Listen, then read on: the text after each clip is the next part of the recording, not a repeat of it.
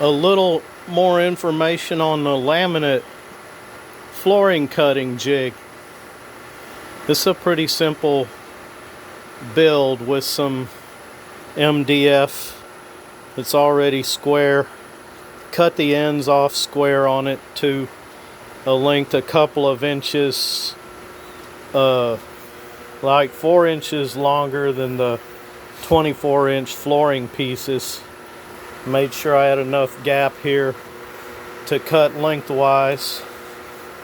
You see it's in there lengthwise now. You can just slide it around and put it in the jig for making your lengthwise cut, your end cutoffs when you come to the end of the room.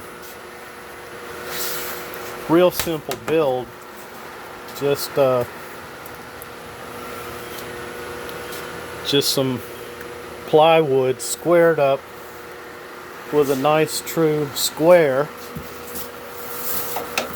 Get me a big old square and lay it on the board.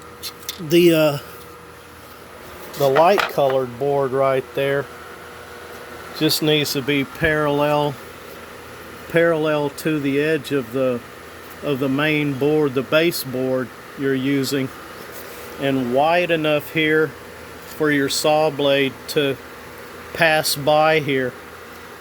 I didn't choke it up tight to the width of my saw. My saw cuts it about 1 1/8 inch away from the edge of its table. So I just left about 3/4 here, the width of another piece of plywood, so it just have something right there to support the edge of the flooring as I made the cut. Everything is just nailed together, glued with polyester glue and screws. And you just set all your parts together and you make sure they're square and parallel in the right places, and you clamp it all together. With this one I put in 2 thicknesses of 1/8 inch finished plywood to get this gap. I didn't want a super tight gap so I wouldn't scratch the finish on my customer's material.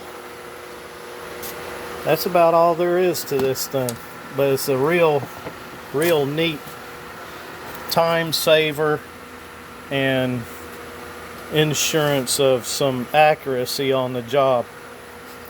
Everybody have fun handymanning and crafting.